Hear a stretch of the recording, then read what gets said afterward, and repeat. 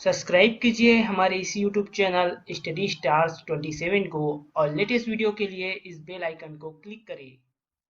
Hello student, मैं दीपेश केसरवानी आपको संविधान पढ़ा रहा हूं और संविधान में आज हम लोग देखने वाले हैं भाग 1 और भाग 2 के बारे में।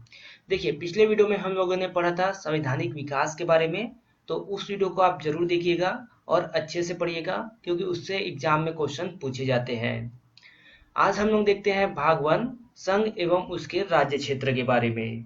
तो संघ कहने का मतलब यहाँ पर है केंद्र, जो हमारे केंद्र है, और उसके राज्य क्षेत्र है। तो इसके बारे में हम लोग इस वीडियो में देखते हैं। तो देखिए, आप यहाँ पे आपका भाग 1 है संघ एवं उसके राज्य क्षेत्र। तो अनुच्छेद 1 से लेकर 4 तक आपके भाग 1 के अंतर्गत आता है। तो हम लोग देखेंगे इम्पोर्टेंट अनुच्छेद जो आपके एग्जाम के दृष्टिकोण से महत्वपूर्ण है उनको। जैसे कि अनुच्छेद पहला है आपका, भारत अर्थात इंडिया राज्यों का एक संघ है।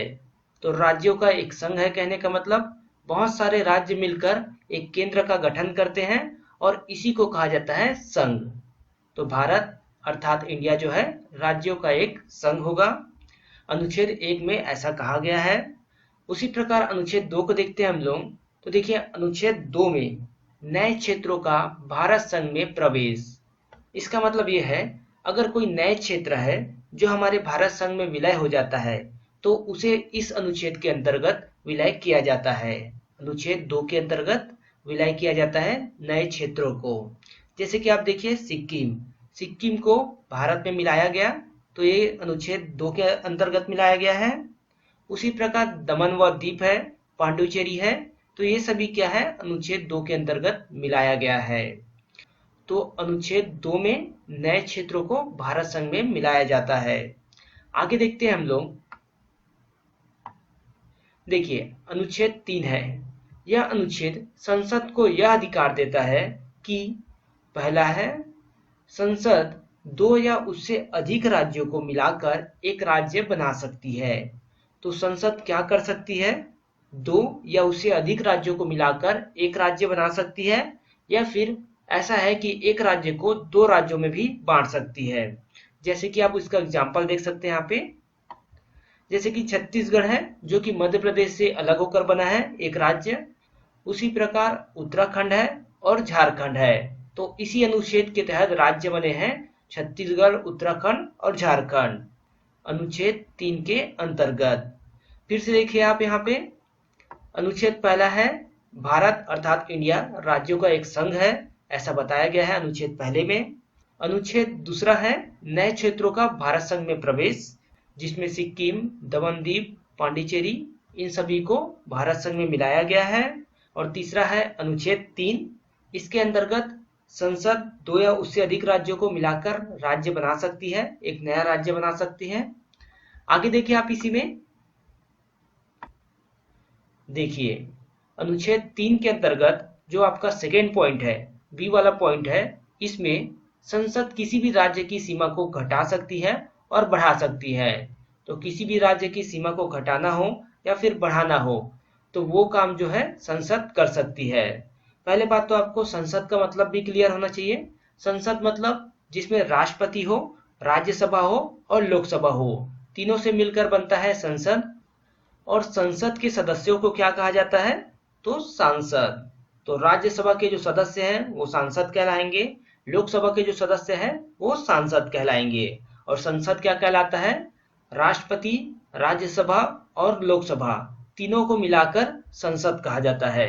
तो संसद किसी भी राज्य की सीमा को घटा सकती है और बढ़ा सकती है। तीसरा पॉइंट है आपका, तीसरे अनुच्छेद का तीसरा पॉइंट, संसद किसी राज्य के नाम को परिवर्तित कर सकती है। तो देखिए आप उदाहरण पे, जैसे कि नेफा क्षेत्र कहा जाता था अरुणाचल प्रदेश को, तो नेफा क्षेत्र पहले था और अभी नाम है इसका अरुणाचल प्रदेश। उसी प्रकार उत्तरांचल नाम था उत्तराखंड का, तो इसका नाम परिवर्तन करके उत्तराखंड किया गया है संसद के द्वारा। तो आपके भाग 1 में इतना ही इंपॉर्टेंट चीज है, अनुच्छेद 1, अनुच्छेद 2 और अनुच्छेद 3। और आपका भाग 1 है संघ एवं उसके राज्य क्षेत्र। आगे देखते हैं हम लोग भाग 2 के बारे में। तो देखिए भाग 2 जो कि आपकी नागरिकता से संबंधित है, इसके अंतर्गत अनुच्छेद 5 से लेकर 11 तक आते हैं। तो भाग 2 में अनुच्छेद 5 से लेकर 11 तक। तो इसमें देखिए आप अनुच्छेद 5 से लेकर 8 तक जो है वो व्यक्ति की नागरिकता को बताता है। जो व्यक्ति नागरिक माने जाते हैं भारत के, उसका उल्लेख है अनुच्छेद 5 से लेकर 8 तक। तो नीचे देखते हैं हम लोग इसके बारे में। तो देखिए भारतीय नागरिकता अधिनियम 1955। तो भारतीय नागरिकता अधिनियम 1955 में लाया गया था और इस अधिनियम में देखिए आप संसद द्वारा पारित भारतीय नागरिकता अधिनियम 1955 में नागरिकता प्राप्ति हेतु निम्न प्रावधान किए गए थे। तो भारतीय नागरिकता अधिनियम जो है आपके भाग 2 के अंतर्गत आ जाता है।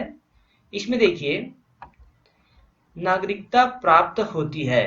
तो देखिए भारत की नागरिकता कैसे प्राप्त होती है उसके बारे में बताया गया है। तो इन 5 तरीकों से भारत की नागरिकता प्राप्त होती है। पहला तो आपका जन्म इसी देश में हुआ है, मतलब भारत में हुआ है, तब आप भारत के नागरिक कहलाएंगे। दूसरा आपके वंशानुक्रम के द्वारा। कहने का मतलब यदि आपके माता या पिता भारत में रहते हैं, उनको भारत की नागरिकता प्राप्त है, तो आपको भी भारत की नागरिकता प्राप्त है। तो वंशानुक्रम के द्वारा आप भारत के नागरिक कहलाएंगे यदि आपके माता या पिता भारत के नागरिक हैं। तीसरा है पंजीकरण के द्वारा। तो देखिए पंजीकरण के द्वारा भी भारत की नागरिकता होती है। जैसे कि कोई जो नागरिक है जो पहले भारत के थे लेकिन अभी किसी और देश में जाकर बस गए हैं, लेकिन उनके जो बच्चे हैं वो वापस भारत में आते हैं, तो उन्हें भारत की नागरिकता लेने के लिए पंजीकरण करवाना होगा। तो उस समय पंजीकरण के लिए उन्हें मिनिमम 6 महीने भारत में रहना होगा। 6 महीने बाद वो वहां पर पंजीकरण कराकर भारत की नागरिकता ले सकते हैं। लेकिन ध्यान रखिए उनकी माता या पिता पहले भारत के नागरिक रहे होंगे तब। अगला है देशीकरण के द्वारा। तो देखिए देशीकरण कहने का मतलब अगर कोई विदेशी नागरिक भारत में आता है, अगर वो 5 वर्षों से अधिक समय तक भारत में रह रहा है, तो उसे भारत की नागरिकता प्राप्त हो जाती है देशीकरण के द्वारा। पांचवा है भूमि अधिग्रहण या विलयन के द्वारा। यदि भारत सरकार किसी अन्य राज्य का या फिर किसी अन्य देश का भूमि अधिग्रहण कर लेती है, तो वहां के नागरिक ऑटोमेटिक भारत के नागरिक कहलाएंगे। तो पांचवा क्या है आपका भूमि अधिग्रहण या विलयन के द्वारा।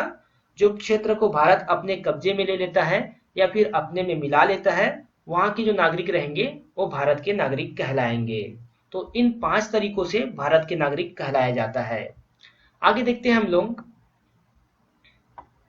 देखिए नागरिकता की समाप्ति के बारे में। तो नागरिकता की समाप्ति कैसे हो सकती है? तो पहला है नागरिकता त्यागने पर। तो देखिए अगर कोई नागरिक भारत की नागरिकता को त्याग देता है तो उस केस में वो भारत की नागरिक नहीं कहलाता है। पहला बहुत ही सिंपल है। दूसरा है पर्यवसान से। पर्यवसान किसे कहते हैं? तो अन्य देश की नागरिकता लेने पर। यदि कोई नागरिक भारत को छोड़कर किसी अन्य देश में जाकर बस जाता है और वहां की नागरिकता ले लेता है, तो उसकी नागरिकता जो है भारत में खत्म हो जाती है। तो अन्य देश की नागरिकता लेने पर उस नागरिक की नागरिकता खत्म हो जाती है भारत में। तीसरा है वंचित किया जाना। तो इसका मतलब है यदि नागरिकता कपट द्वारा अर्जित की गई हो, मतलब किसी फर्जी तरीके से नागरिकता ली गई हो भारत की, तब उस केस पे उसकी नागरिकता समाप्त हो जाती है भारत में। चौथा है आपका संविधान से अभक्ति अप्रीति प्रदर्शित करने पर। मतलब संविधान पर विश्वास नहीं जताने पर, संविधान के कानून को नहीं मानने पर, ऐसे केस में क्या होता है उसे भारत की नागरिकता से हटाया जा सकता है। तो चौथा है आपका संविधान से अभक्ति और अप्रीति प्रदर्शित करने पर। पांचवा है आपका देशद्रोही काम करने पर। तो अगर कोई नागरिक देशद्रोही वाला काम करता है तो उस केस में भी उसकी नागरिकता समाप्त कर दी जाती है। तो इन 5 तरीकों से समाप्त की जाती है नागरिकता को। तो आपके भाग 2 के अंतर्गत जो अनुच्छेद 5 से लेकर 8 तक है उसमें नागरिकता से संबंधित प्रावधान दिए गए हैं, उसी को यहाँ पर आपको बताया गया है। तो देखिए इसमें हम लोग आगे पढ़ेंगे जो आपके मौलिक अधिकार है उसके बारे में। तो अगला वीडियो में हम लोग पढ़ेंगे मौलिक अधिकार के बारे में। ये वीडियो आपका यहीं पे समाप्त होता है। आगे हम लोग पढ़ेंगे मौलिक अधिकार।